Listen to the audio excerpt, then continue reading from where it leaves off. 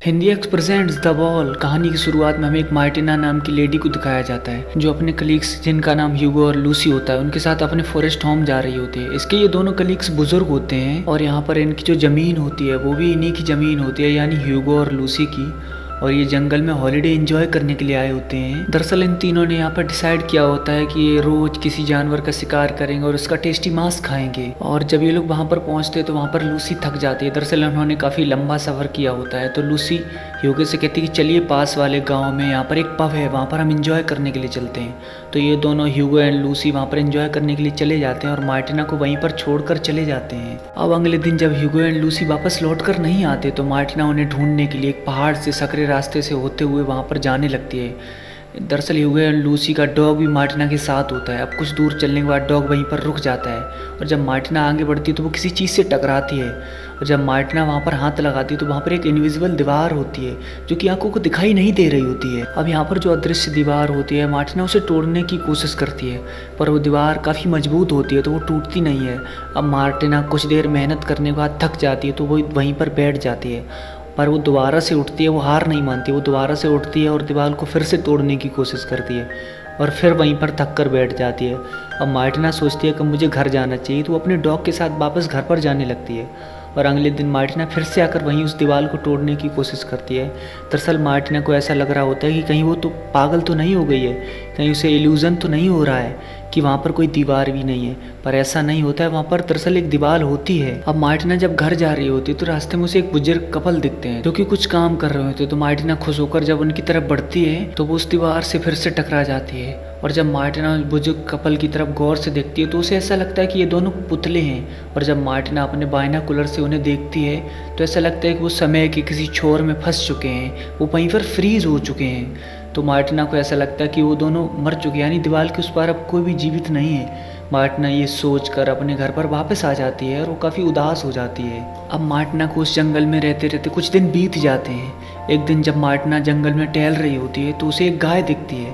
पहले तो मार्टिना उसे देखकर डर जाती है लेकिन फिर मार्टिना अपने अकेले पल के बारे में सोचकर गाय को अपने साथ रख लेती है।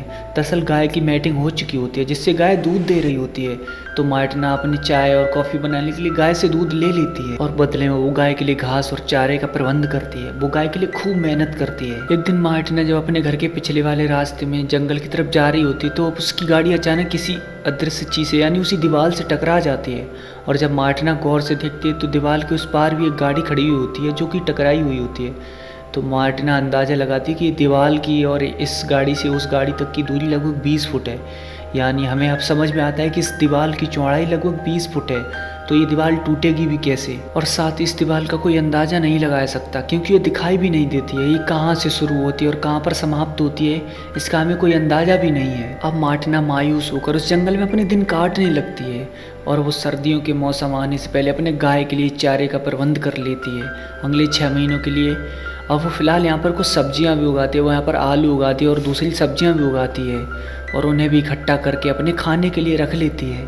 एक दिन जब बरसात हो रही होती है तो मार्टिना की खिड़की पर एक बिल्ली आकर बैठ जाती है तो मार्टिना उसे भी अपने साथ अपने घर में रख लेती है। एक दिन मार्टिना जंगल में शिकार करने के लिए जाती है पर पहले दिन जब वो हिरन का शिकार करने की कोशिश करती है तो वो सही से एम भी नहीं कर पाती और उसका शिकार चूक जाता है। पर अगले दिन मार्टिना फिर से जाती है और अगले दिन वो हिरन को मार देती है और मरे हुए हिरन को अपने घर लाकर अपने लिए और अपने डॉगी के लिए टेस्टी खाना बनाकर खाती है। एक दिन मार्टिना अपने घर के बगल वाले पहाड़ पर जाती है और वहाँ पर वो प्रकृति की सुंदरता को देखकर उसे निहार कर वहीं पर थक कर सो जाती है। और जब मार्टिना घर पर आकर देखती है तो बिल्ली ने एक बच्चे को जन्म दिया हुआ होता है और इस तरह मार्टिना के दिन हफ्ते और हफ्ते महीने में बदल जाते हैं और उसकी ज़िंदगी काफ़ी आराम से कट रही होती है।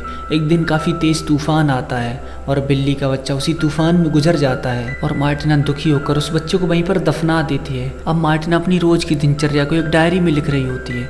वहाँ पर वो रोज लिखती है। उसे डर लग रहा होता है कि कहीं वो बाहरी दुनिया से कटते कटते कहीं वो पागल ना हो जाए। अब वहाँ पर एक ही डायरी होती तो जब तक वो डायरी है मार्टिना तभी तक उस डायरी में लिख सकती है और जिस दिन ये डायरी भर जाएगी ये कहानी भी उसी दिन समाप्त हो जाएगी। अब कुछ दिनों बाद घनी सर्दियों का मौसम भी आ जाता है और अब मार्टिना घर पर अकेली ही पड़ी रहती है। वो कुछ न कुछ खाने में पका कर खा लेती है क्योंकि उसने खाने का सारा सामान अपने पास पहले ही जमा करके रखा हुआ था। अब एक दिन गाय की डिलीवरी का टाइम आ जाता है और मार्टिना गाय की डिलीवरी करने में उसकी मदद करती है और गाय का एक बछड़ा होता है। अब मार्टिना गाय के बछड़े को भी अपने साथ रख लेती है। अब धीरे धीरे जाड़े का मौसम भी गुजर चुका होता है और मार्टिना अपने घर पर अकेले ही पड़ी रहती है। अब उसकी डायरी में 25 मई की डेट लिखी हुई होती है और मार्टिना लिखती है कि आज मुझे जंगल में रहते रहते लगभग 1 साल बीत चुका है। वो लिखती है कि इस बात की एनिवर्सरी मनाने के लिए मैं अपने कुत्ते के साथ पहाड़ पर जा रही हूँ। और मार्टिना जब पहाड़ पर जाती है तो वहाँ पर वो घंटों तक उसका दृश्य निहारती है। और मार्टिना वहाँ पर दृश्य निहारने के बाद जब घर पर लौटती है तो उसमें एक नई तरह की एनर्जी मौजूद होती है। वो पहले की तरह उदास नहीं नजर आती, वो काफ़ी खुश रहती है। अब ऋतुओं का चक्र एक बार फिर से शुरू होता है। गर्मी, सर्दी, बरसात और बसंत आदि सभी मौसम आकर चले भी जाते हैं और मार्टिना उन्हें भी काफ़ी आसानी से गुजार देती है क्योंकि अब वो धीरे धीरे इस जंगल में रहना सीख चुकी है। अब कुछ दिन यूं ही बीत जाते हैं और मार्टिना धीरे धीरे अपनी पुरानी ज़िंदगी भूलने लगती है। और एक दिन जब मार्टिना अपने डॉग के साथ पहाड़ से घर पर वापस लौट रही होती है तो वो उस दृश्य को देखकर चकित रह जाती है। दरअसल एक पागल सा दिखने वाला आदमी मार्टिना के गाय के बछड़े का सिर काट रहा होता है। दरअसल ये आदमी भी इसी इनविजिबल दीवार के अंदर कहीं ना कहीं फंसा हुआ होता है और ये एक कार्निवल बन चुका होता है और वो इस इनविजिबल दीवार के अंदर रहकर पूरी तरह से पागल हो चुका होता है। मार्टिना उस आदमी को ऐसी घिनौनी हरकत करते देख पूरी तरह से सहम जाती है और जब मार्टिना का डॉग उसकी तरफ बढ़ता है तो वो उसके ऊपर भी हमला कर देता है। वो उसे पूरी तरह से घायल कर देता है। मार्टिना घर के अंदर जल्दी से भाग कर जाती है और वहाँ से अपनी गन लेकर आती है, पर जब तक मार्टिना वापस लौट कर आती तब तक बछड़ा मर चुका होता है। मार्टिना के परिवार के दोनों सदस्यों के ऊपर हमला करने वाले आदमी को मार्टिना के ऊपर बहुत गुस्सा आता है। मार्टिना उसके ऊपर लगातार फायर करती है और यहाँ तक कि उसके मरने के बाद भी उसके ऊपर गोलियाँ दागती रहती है। और यहाँ पर अब मार्टिना का डॉग भी गुजर चुका होता है। मार्टिना उसे गले लगकर काफ़ी रोती है। मार्टिना उस आदमी की लाश को पहाड़ से नीचे धकेल देती है। फिर वो अपने बछड़े और अपने कुत्ते को बड़े ही सम्मान के साथ उन्हें दफना देती है, उनका अंतिम संस्कार करती है और वो धीरे धीरे अपनी आगे की ज़िंदगी को अपना लेती है और अपनी गाय को घास चराने के लिए जाती है, उसका पूरा ध्यान रखती है।